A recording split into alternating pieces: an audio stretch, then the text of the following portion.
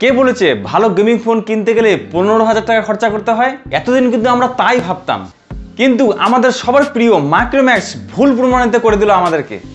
কারণ তারা ভারতের বাজারে বের করে ফেললো তাদের সবচেয়ে কম দামি গেমিং ফোন, যার নাম হচ্ছে মাইক্রোম্যাক্স ইন নোট 2। বন্ধুরা, তোমরা যারা একটি কম দামের মধ্যে সবচেয়ে ভালো একটি গেমিং ফোন খুঁজছিলে, তাদের জন্য কিন্তু এই ভিডিওটি খুব গুরুত্বপূর্ণ হতে চলেছে।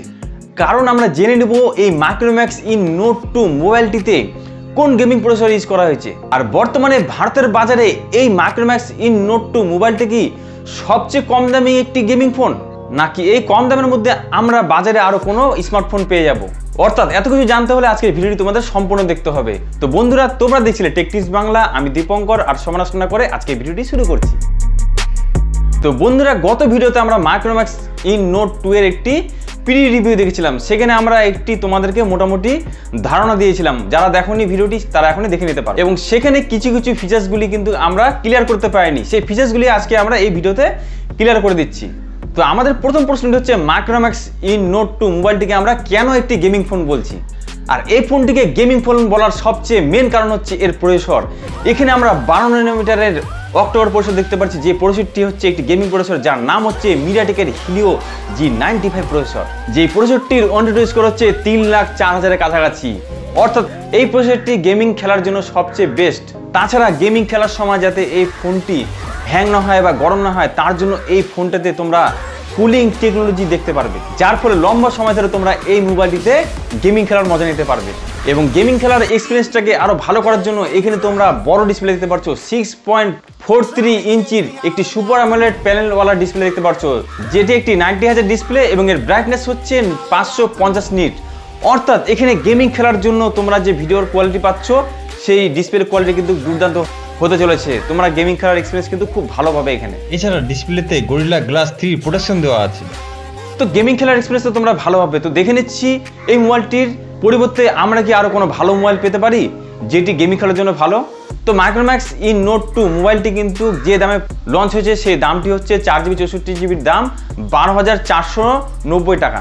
আর এরকমই সুপার অ্যামোলেড ডিসপ্লেওয়ালা ফোন যার মধ্যে গেমিং প্রসেসর ভালো আছে, তো এই ধরনের কিছু ফোন আমরা মার্কেটে দেখতে পাচ্ছি, যার মধ্যে হচ্ছে মোটর G31, যেটির দাম হচ্ছে 4GB 64GBর 12,999 টাকা। এবং এটাতে আমরা হিলিও G85 প্রসেসর দেখছি।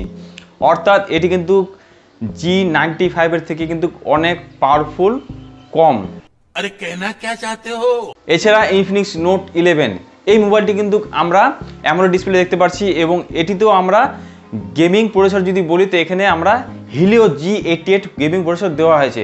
এবং এই মোবাইলটির দাম রাখা হয়েছে 13,999। অর্থাৎ এই মোবাইলটিও কিন্তু প্রসেসরের দিক থেকে এবং দামের দিক থেকে মাইক্রোম্যাক্সের ইন নোট 2 থেকে কিন্তু অনেক পিছিয়ে আছে। তার মানে তোমরা দামের দিক থেকে বলো বা প্রসেসরের দিক থেকে বলো, বর্তমানে মোটর G31 বা ইনফিনিক্সের নোট 11 যে কোনো মোবাইলের থেকে তোমরা যদি কম্পেয়ার করো, তাহলে বর্তমানে মাইক্রোম্যাক্সের ইন নোট 2 মোবাইলটি কিন্তু সবচেয়ে গেমিং ফোনের জন্য বেস্ট ফোন হতে পারে তোমাদের জন্য। আর শুধু গেমিং এর জন্য না, এইটিতে ক্যামেরা সেটআপ খুব ভালো দেওয়া হয়েছে। এখানে আমরা 48 মেগাপিক্সেলের প্রাইমারি সেন্সরওয়ালা একটি ক্যামেরা দেখতে পাচ্ছি, যার অ্যাপারচার রাখা হয়েছে 1.79। অর্থাৎ এটিতে ক্যামেরার কোয়ালিটিও তুমি ভালো পাচ্ছ। এছাড়া এখানে একটি 5 মেগাপিক্সেলের আল্ট্রা ওয়াইড ক্যামেরা ইউজ করা আছে, এবং বাদবাকি দুটো ক্যামেরা ইউজ করা আছে, 2 মেগাপিক্সেলের ম্যাক্রো ক্যামেরা এবং 2 মেগাপিক্সেলের ডেপথ ক্যামেরা। এছাড়া এখানে 5000 mAh তোমরা ব্যাটারি দেখতে পাচ্ছ, যে ব্যাটারিটি সুপার ফাস্ট চার্জিং সাপোর্ট করছে। অর্থাৎ 30 ওয়াট ফাস্ট চার্জিং তারা মাইক্রোম্যাক্স এখানে দিয়েছে। অর্থাৎ এক কথায় বলতে গেলে মাইক্রোম্যাক্স দুর্দান্ত ফোন লঞ্চ করেছে তোমাদের জন্য। তবে এর ফ্রন্ট ক্যামেরাতে একটি সমস্যা আছে, সেটি অবশ্যই বলবো। আর এই চ্যানেলটি সাবস্ক্রাইব করতে তোমাদের কোনো সমস্যা থাকার কথা না। এখনই লাল সাবস্ক্রাইব বাটন থাকলে ক্লিক করে সাদা করে রাখো, এবং বেল আইকনটি ক্লিক করে দেওয়া, যাতে চ্যানেলের নেক্সট ভিডিও আসলে তুমি সবার আগে নোটিফিকেশন পেয়ে যাও। তো এর ফ্রন্টের কি সমস্যা আমরা দেখতে পাচ্ছি, ফ্রন্টে আমরা 16 মেগাপিক্সেলের একটি ক্যামেরা দেখতে পাচ্ছি, তবে সেটি কিন্তু ফিক্সড ফোকাস। অর্থাৎ তুমি যখন এখানে সেলফিতে কোনো ফটো তুলবে, সেটি কিন্তু ফিক্সড ফোকাস আছে। ফোকাস কিন্তু তোমার ঠিকঠাক সাবজেক্টকে এটি লক্ষ্য করতে পারবে না। তো এই ক্ষেত্রে কিছু কিছু ফটো কিন্তু খুব ভালো উঠবে, কিছু কিছু ফটো কিন্তু ব্লার হতে পারে বা কোয়ালিটি ভালো না তুমি পেতে পারো। তো যাই হোক, এটি কোনো ব্যাপার না, এটি সফটওয়্যার কাস্টমাইজের মাধ্যমে মাইক্রোম্যাক্স ঠিক করে দিতে পারে।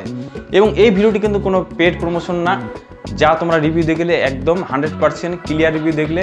তো ভিডিওটি যদি তোমাদের ভালো লেগে থাকে, তাহলে অবশ্যই ভিডিওতে একটি লাইক করে আমাদেরকে উৎসাহ করতে পারো, এবং আরও কিছু চ্যানেলে আমি ভিডিও বানিয়েছি, সেগুলো তোমরা এখন চেক আউট করতে পারো। তো বন্ধুরা, আজকে ভিডিওটা এখানে রাখছি, দেখা হবে তোমাদের সাথে নেক্সটের কোনো ভিডিওতে। আজকে টাটা বাই বাই।